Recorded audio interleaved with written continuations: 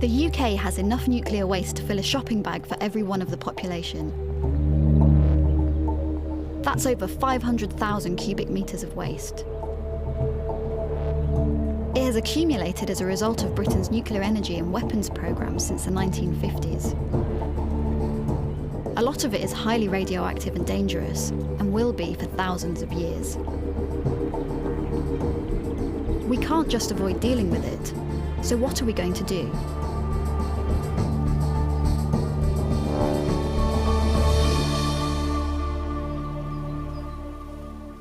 Most of Britain's nuclear waste, over 60%, is stored at Sheffield in Cumbria. As well as its own material, Sellafield stores waste from many of the UK's other reactors collected since the 1950s. For 60 years, this type of waste has been produced from electricity generation, defence activity, healthcare, academic research and industrial processes. Most of this waste is low in radioactivity and is disposed of safely every day. However, some materials remain radioactive for thousands of years. Currently, this waste is held safely in stores on the surface, most of it at the Sellafield site in Cumbria. But this is only an interim measure. A permanent solution is needed. There's urgency. Waste facilities at Sellafield are in serious deteriorating condition, and the exposed 5-metre storage ponds are in disturbing state of disrepair. Sellafield is primarily a 60-year-old nuclear fuel recycling factory. This recycling, or reprocessing, has generated a large amount of radioactive waste sitting in storage on the site, and it's highly toxic.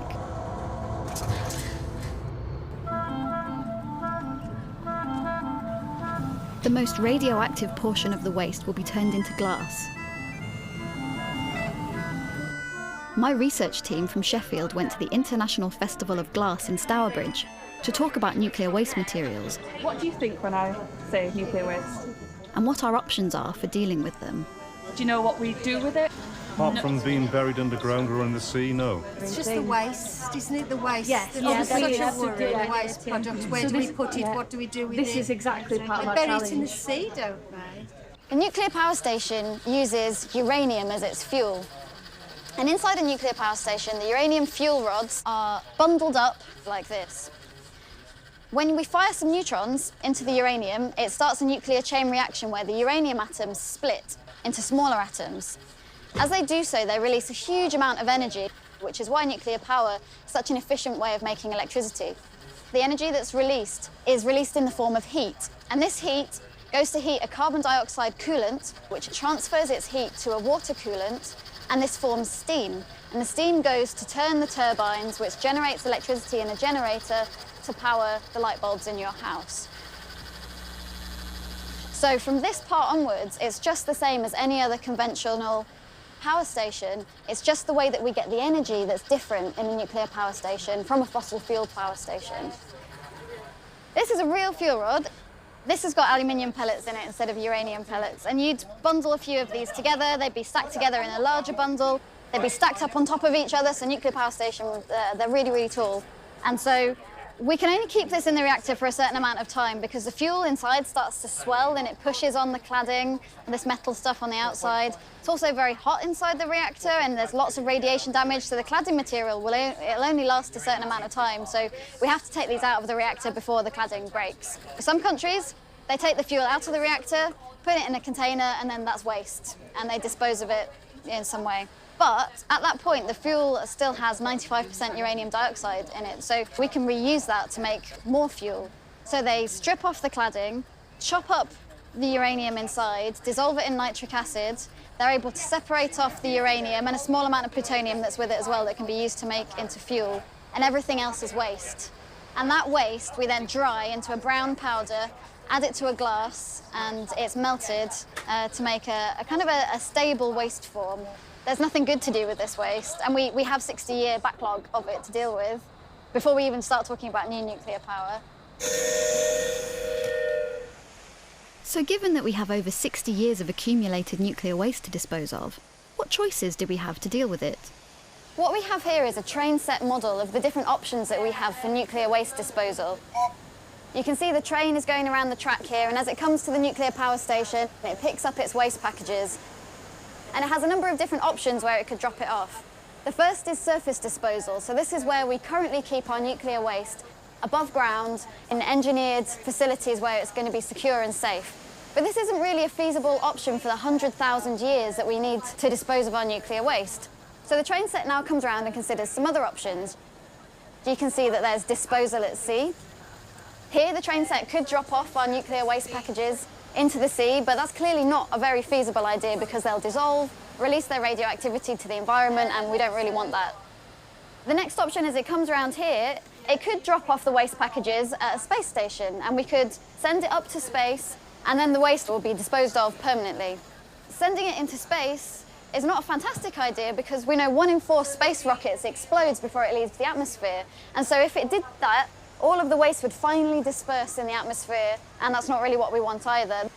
So there's really only one other option, and that's deep geological disposal underground. In this scenario, the waste will be disposed of somewhere between 500 metres and 1,000 metres below the Earth's surface, where it will be isolated from future populations in the environment for the 100,000 years that it takes for it to become safe. Blow, blow, blow, keep blowing, blow! Keep blowing! Blow again, quick, come on, blow! Did you know that we put waste into glass by any chance? No, I wondered what this was doing. My colleague over here, he's got some uranium glass, so it fluoresces this beautiful colour. But it's perfectly safe to hold. Glass is fantastic because it's kind of got quite an easy, flexible structure. It's amorphous. So this is the glass that they make. It's black because it contains about 30 different elements, so it's really complex. So just like with the uranium glass that we have here, what this shows is that you can lock the uranium up into the structure of the glass. So if I were to drop this on the floor, it would just break into several pieces. The uranium wouldn't fall out. No. Because it's part of the structure. But you can't separate the one from the other? No. Most people will be quite surprised to know that we actually have uranium in our bodies. We have about 90 micrograms of uranium in our bodies at any given time. And we get that from the environment, from what we drink and from what we eat. It is all around us, we can't avoid it. Small amounts of radioactivity are not bad for you. Our bodies are really well developed to cope with small amounts of radioactivity. For example, banana contains potassium-40, which is a natural isotope, so any potassium-rich foods will have a bit of radioactivity, so Brazil nuts or low sodium salt, for example. So we're adapted to deal with small amounts of radioactivity, but what we're talking about with nuclear waste is much, much more concentrated. In some parts of the world, people are exposed to high natural levels of radiation. People in the Iranian spa town of Ramsar may receive doses of 80 times the average. But the incidences of cancer are no higher than average. Our bodies have evolved to repair damage caused by moderate levels of radiation. One of the things we learned from Chernobyl is that some people actually can take quite large doses of radiation and still survive. So some of the firemen who were exposed fighting the early fire after the reactor explosion had very high doses of radiation, and quite a lot of them are still alive today. Thousands of emergency workers at Chernobyl received doses of 500 millisieverts or more. That's 200 times the average annual exposure. While many of these survived, 29, mainly firefighters, died as a direct result of exposure to radiation. When managing nuclear waste, it makes sense to reduce that risk. When you're operating somewhere that is going to expose people to radiation, what you want to do is to minimise the risk. So you will try and keep the dose as low as possible. Sellafield's workers are shielded from high radiation doses by using water, lead or thick concrete. The vitrified high-level waste is warehoused in steel cylinders under 2 meters of concrete. Each of these yellow circles contains 10 containers of vitrified waste. But it can't be kept here indefinitely. Instead, geological disposal has been chosen by a number of countries as the permanent disposal solution. We've been generating energy from nuclear power in the UK for over 60 years, so why is it that now is the time to build a geological disposal facility? The sooner we implement geological disposal, the sooner we'll realise the safety, security and sustainability benefits. Interim surface storage, as the name suggests, is not a permanent solution. If we delay too long, you'll not only have to manage those wastes, but you'll have to refurbish and probably replace stores, and also critically, you'll have to start repackaging the waste, which is, will have major costs and impacts associated with it. I work at the University of Sheffield, where we study radioactive materials to look at how to store them safely above ground and also over very long timescales in a geological facility. So what is radioactivity? Another way of detecting radioactivity is to use a Geiger counter. There are 3 different types of radioactivity: alpha, beta, and gamma. Large atoms like uranium, which is contained inside this pitch blend, tend to emit alpha particles.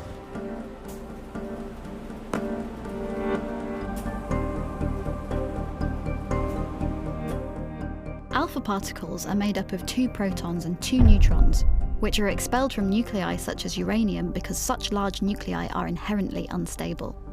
Alpha particles are quite large in atomic terms, so they don't penetrate matter very well. For example, you should be able to stop most of the radioactivity by putting my hand in the way. It stops it a little bit, but not entirely, and that's because this pitch blend also contains gamma radiation. A gamma ray is emitted from a nucleus as a photon of light, a bit like an X-ray, but it's much more highly penetrating. Because of this, it can go through matter very, very easily, so to stop all of the radiation, what we need to use is a sheet of lead.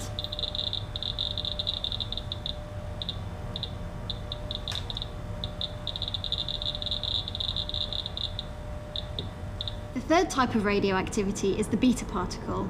A beta particle is a high-energy electron that's emitted from the nucleus at the same time as a proton. I'm really excited to be able to show you this beta-emitting technetium-99. This radioactive isotope is only formed inside nuclear reactors and is not found anywhere in nature.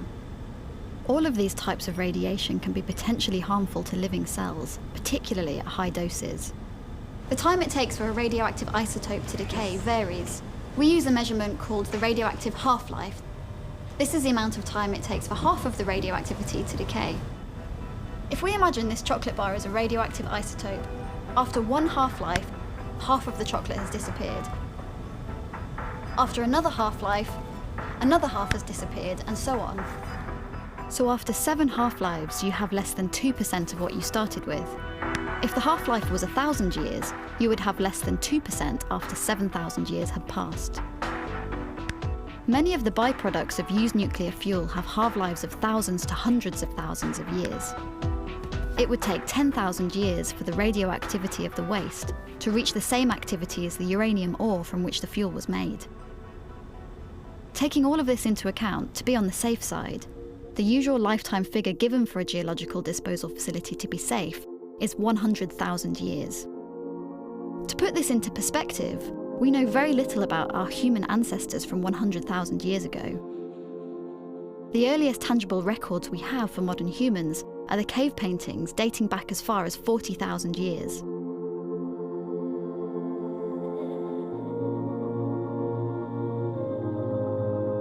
It's difficult for us to imagine such a timescale. Nevertheless, nuclear waste will still be here in 100,000 years, through the next ice age and beyond.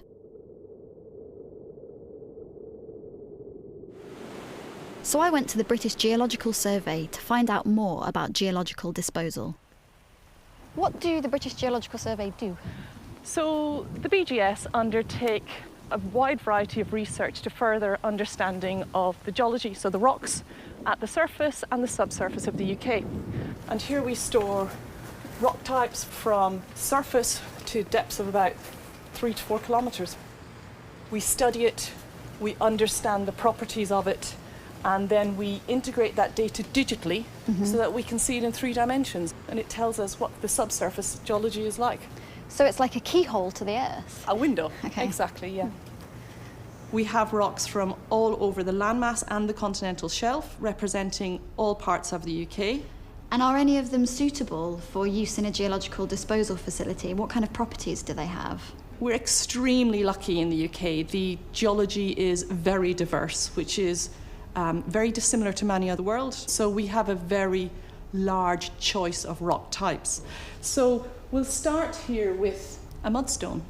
So one of the key things when selecting an area to host a repository is ensuring that there's very low water flow. So if you take a look at this rock, for example, it's really fine-grained. It's really smooth. Yeah, and really smooth. And if you look at it, you cannot really even pick out the crystals. So you can imagine that any water that sits on that surface doesn't percolate through. So this would, for example, be a really good choice. In fact, this is exactly the same as a rock that occurs in France that the French are proposing to put their waste into. Okay. So that's one type. A second type is what we call a hard rock. You can see why, have a feel. It's very heavy. It's very heavy and it's very hard. But as I said, it comes back to groundwater flow. So this rock, although it has large crystals, you can't really see any holes or pores in it. So again, this has a low permeability. Now, one of the considerations with a hard rock is ensuring that there are no fractures. So you do a lot of detailed investigation to identify where the locations of those fractures are and avoid them. And a third type of rock is, do you know what this is? It looks like big crystals. Is it salt? It is salt, and if you had a lick of it, you would know. No, thank you. So salt is a potentially very good host rock, and it is being used, for example, in Germany, where they've been storing waste already in this type of material. We have quite a lot of salt in the UK, both onshore and offshore. That is potentially of interest. So this map clearly shows the variety of different rock types that occur in the UK. And each of the different colours that we see represent a different rock type of a different age. This only, though, is what we know from surface geology. So what we do to try and understand what occurs beneath our feet, we can create cross-sections or slices of the rock deep into the earth. And you can see here those round conical features, they're actual boreholes. So that's the borehole information that we use to create these slices. And that gives us a visualization of what the subsurface geology is like. How deep are each of the slices? So they vary across the country. The deepest slice goes down to approximately 6 kilometres, but on average it's about 1.5 kilometres.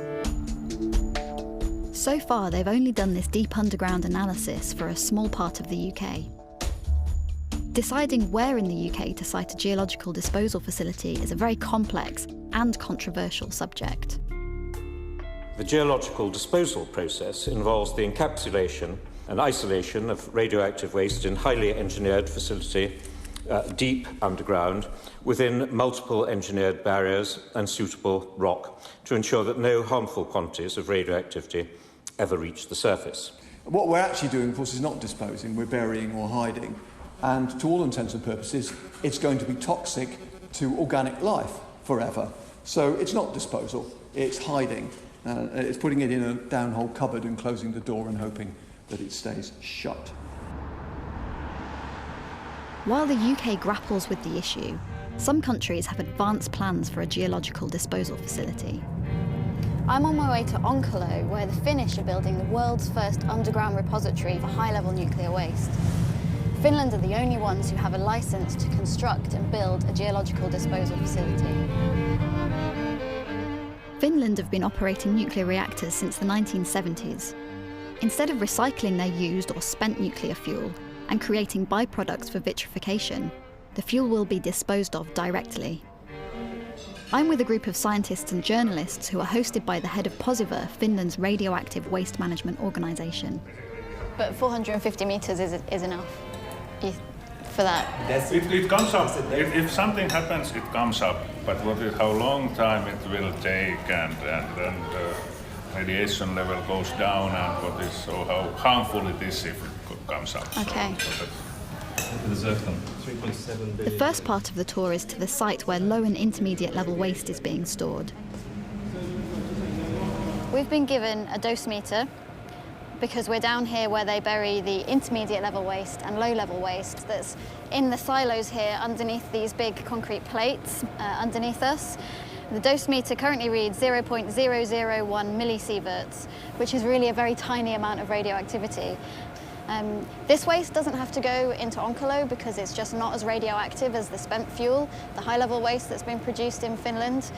So we're at a much shallower depth, and we're in silos rather than individual boreholes where the waste is going to be inside a copper container and so on. Here, it's just inside a normal barrel which is filled with bitumen or just super compacted down in this silo until it's not radioactive anymore.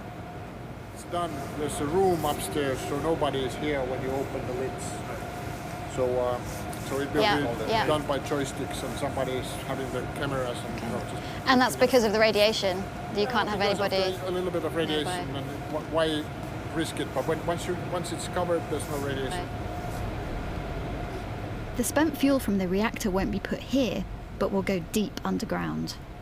The visitor centre has full-size and scale models. This is the copper capsule, and this is the iron core inside of it. Here's the fuel rod. The iron core is filled up with these fuel rods, and then it's in the encapsulation building. It will be shut by robots and will be put inside to that. This keeps it stable because copper is quite soft, but copper is very good with water. So how long is the copper canister? Well, this one is about 6 meters, but it depends what kind of fuel rods you have because they are in different sizes because they all different types. It depends on the type of reactor. They're different sizes. They also have a scale model. Here you have the fuel rods, and you put them inside the iron core, which is full of those. Then you close the iron core like that, and you put it in the encapsulation building. You put it inside the copper canister, and you close it. Then you go to the tunnel, and there you have the tunnel, and there's a hole on the ground. There's bentonite clay on the bottom of it, and then these are like pineapple rings you put around it. And then you place the copper canister inside, fill it up with bentonite clay. Bentonite will act as a sponge to mop up any water that gets in.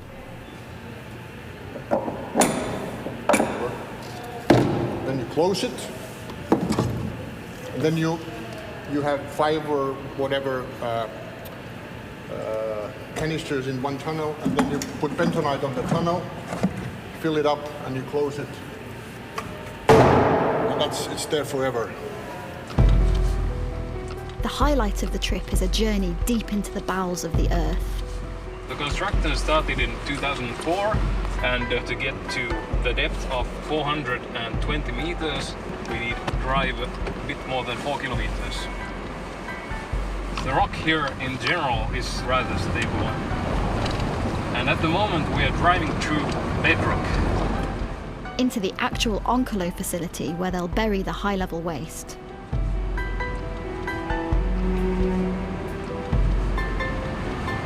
We had a sea originally here in this area. As years went by, formed different sedimentary rocks, and at about 1.9 billion years ago, there was a mountain chain formation here, and the rocks were folded, melted, and then recrystallized.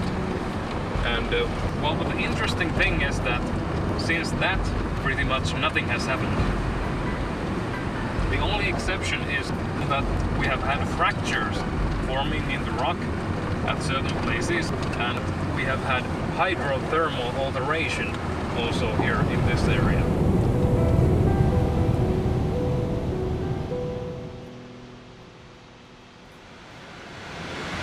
The tunnel that you see here is exactly how the actual final disposal tunnels will look like. So why is granite a good rock for geological disposal? It's really hard, and it's rather stable, and that alone is a good thing. Do you get earthquakes at this kind of depth? Not really. We are very far away from active plate boundaries or any volcanic activity. We are at the geologically very stable location in here. Okay, here you can see the disposal hole. What's the green liquid at the bottom? The green liquid it's water. And how deep is the hole? It's 8 meters. 8 meters? Yes. And how far spaced apart are the holes? Well, we don't have a fixed interval between the holes. It depends on the rock quality. Why do they have to be so far apart? Well, it's because of the temperature. We need to take that into account as well. Okay. We will first put some bentonite cakes, rounded bentonite cakes on the bottom, and then we will emplace bentonite rings and the copper canister into the hole. And then again put some bentonite cakes on the top of the whole thing to fill the hole up. And after the holes have been filled up, we will fill the whole tunnel with bentonite.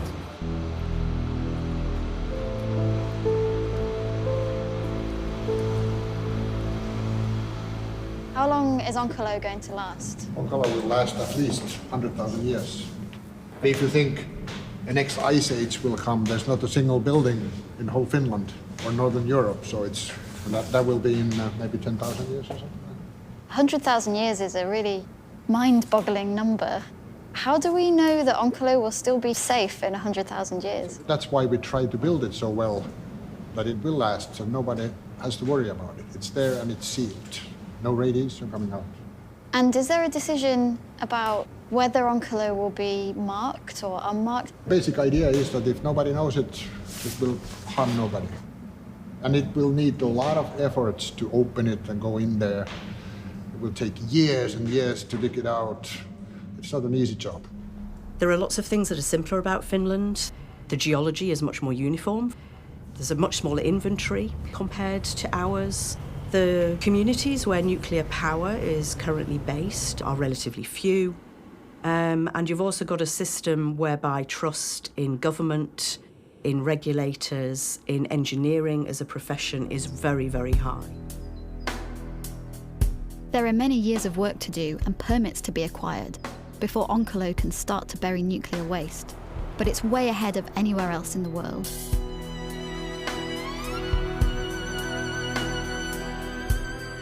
For now, the UK's waste remains at Sellafield and other nuclear sites around the country. There are still many unanswered questions about geology, safety, and how to find a site.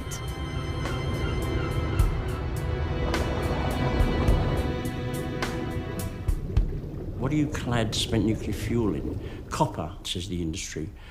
Well, copper corrodes. How quickly does it corrode? We don't know. So there are lots of issues around cladding. The material, once it's in the repository, will start to decay. It will give off gas, it will give off hydrogen gas. You have to vent the hydrogen gas in order to stop explosions. Well, if you're going to vent the hydrogen gas, then you can't claim that the waste is isolated from the environment because you've got to vent it. Are there problems around criticality? We're disposing of plutonium. If you put plutonium too close together, there's criticality. None of these issues, as far as I'm aware, have been answered to the satisfaction of their critics, and more importantly, they have to be answered to the satisfaction of any community that stands up and says we want to host this material. In 2008, in the Managing Radioactive Waste Safely process, communities in the UK were invited to volunteer to host a geological disposal facility in their local area. 2 communities near Sellafield came forward, but after intense local debate, the plans were rejected in 2013 by Cumbria County Council. We need a site that has both a willing community and suitable geology, and then we'll look to engage with communities who are interested in the process. But we'll also, when we find interested communities, look at the available geology, look at the results of our screening, and then undertake feasibility studies in those areas. If we couldn't find a single site to take everything, we would have to find an additional site. We'd have to find 2 sites. But in 2013, this process broke down because nobody wanted it. So it broke down. We only had 1 community involved at that time. Which rejected it. And that is the site that at the moment holds all the nuclear waste above surface. So in a way, they concluded they'd rather keep it in its current condition than burying it on the same site. Yeah. The process, the Managing Radioactive Waste Safety process, was based on the quorum recommendation for volunteerism. And in that respect, it worked. It wasn't a failure at all, because the community looked, didn't like it, and said no thanks. The last time that we tried this voluntary approach, why did it not work? Well, the previous attempt at looking at geological disposal siting was the first ever attempt at siting major infrastructure in the UK. So it's perhaps not entirely surprising that it didn't work perfectly. It did make quite a lot of progress, and there were a number of good things about that process, engaging communities quite widely across a cross-section of people in the areas where the conversations were taking place. But there were a number of practical challenges that it came up against as well. I think if I had to pick one learning point from that, it would be probably that the process was too rigid, it was too inflexible. It didn't allow people to engage necessarily with the questions that they wanted to raise at the time they wanted to raise them. We're proposing that communities constructively engaged in the siting process will receive up to £1 million per community per year, and later £2.5 million per community per year will be made available. The discussions don't end with finding a site. It needs to be built, and someone needs to pay for it. Once constructed, there are questions over which nuclear waste should go down there. The geological disposal facility is a huge infrastructure project. How much is it going to cost, and who pays for it? It is a huge infrastructure project. And working in its favour is the fact that it's going to be constructed and operated over a very long timescale. So over 100 plus years. And we talked about new build, depending on the scale of the new build programme, could be even longer. There's currently a published estimate cost of about £12 billion. But at the moment, of course, that has to be based on a set of assumptions about what the size of the facility will be, the inventory, and the types of rock that we're going to have to work in, which makes a difference as well. I'm sceptical about disposal. We have to do something with the legacy waste. If the legacy waste solution is a gateway to new build, then I will oppose it dramatically, because there are lots and lots of issues with new build that are not being addressed at all. Particularly the ethical issues about, have we got the right now to generate radioactive waste for future generations that won't have any benefit from the nuclear power that's generated? Of course, there's a problem for the far future, because we're asking them to take a burden of cost, risk and effort on behalf of this generation, because there may not be nuclear energy in future generations. And that is indeed a very, very difficult problem, and one's got to recognise that we're in a serious situation even with the legacy wastes. It may well be that this magical repository arrives in pristine order in 2040, but then that is supposed to be taking the waste that we've got.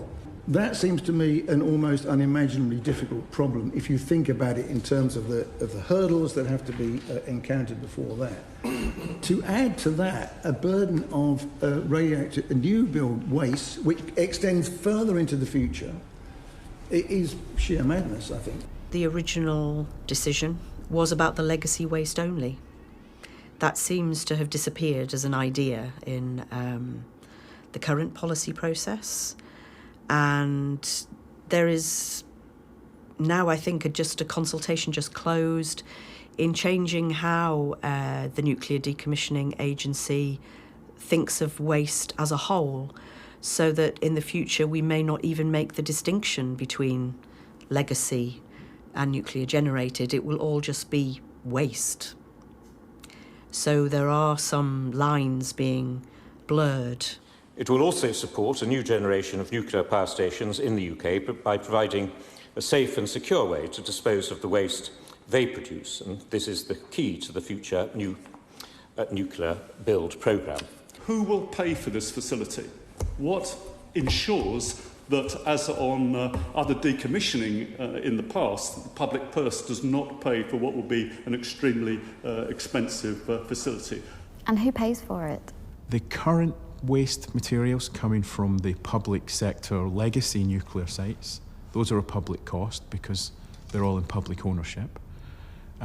New build waste producers would have to pay for their own wastes to be managed. And there's already a requirement in law that they set aside funds now to pay for their eventual waste management costs in future. Considering it's going to cost the taxpayer £12 billion over the next 100 years or so, do you think the public should be talking about nuclear waste? Oh, I think the public should be talking about nuclear waste anyway. It's an issue for the country as a whole. We've run a nuclear industry, quite a lot of it public sector owned, for 70 years. we have this material now, and I know there are strong views out there about whether we should have nuclear power or not in the future, but the fact is we already have a volume of waste that's been produced over 70 years, producing large amounts of electricity in the UK, and we have to manage it one way or another. It's not going to go anywhere unless we do something about it.